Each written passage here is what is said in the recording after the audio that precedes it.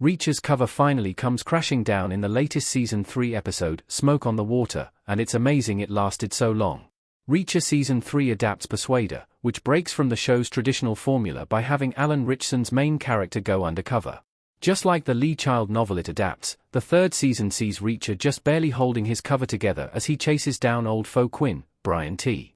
The first 5 episodes had many instances where he was nearly exposed, but he always used his wits, and occasionally, his muscles, to stay one step ahead. Reacher's Smoke on the Water sees his cover finally collapse, with the episode opens with Richard Beck, Johnny Berchtold, accidentally learning the truth. He agrees to stay quiet, however. While Quinn doesn't recognize Reacher when they finally come face to face, his men later discover that the 110th Special Investigators have been looking into his business, and that Reacher himself once led that unit. Thankfully, Reacher is hauling ass out of Beck's compound before they can confront him and goes full John Rambo when some goons chase him through a dark forest. It's not exactly clear how Reacher knew his cover had been blown in Season 3. Neagerly calls Reacher in the nick of time. Jack Reacher, Alan Ritchson, talking on a phone in Reacher Season 3 EP 6. Maria Stenz Neagerly didn't appear in Persuader, but Reacher's bestie gets her own subplot in the third season. She helped Reacher out with some information earlier in the series, and for her troubles, gets 2 assassins sent to her office in Smoke on the Water. After taking care of business, Neagerly calls Reacher to give him a heads up, and he realizes a paranoid Quinn must be doing a deep dive on anybody who has been looking into him recently. Reacher then calls the 110th to see if Powell, the 110th warrant officer he previously spoke to, is on duty, only to learn he's mysteriously AWOL.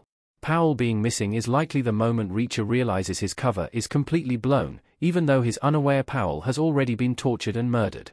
Quinn soon pulls up to Beck's mansion for a confrontation, but Jack is already out his bedroom window and on the run by the time Powell breaks down the door. It's a miracle Reacher's cover lasted this long. Reacher's DEA mission was the definition of half-assed. Reacher is equal parts brain and brawn, and he's just as good a detective as he is a brawler. Even so, it's miraculous that his flimsy undercover mission got so far. Reacher's fake kidnapping scheme for Richard Beck was, frankly, ludicrous, and there were many holes in his cover story throughout the mission.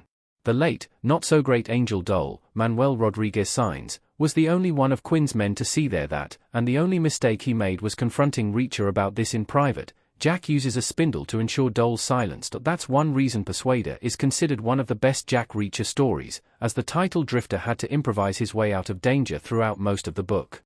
Reacher Season 3 captured this uneasy tension, and Smoke on the Water highlighted how lucky he was to get so far.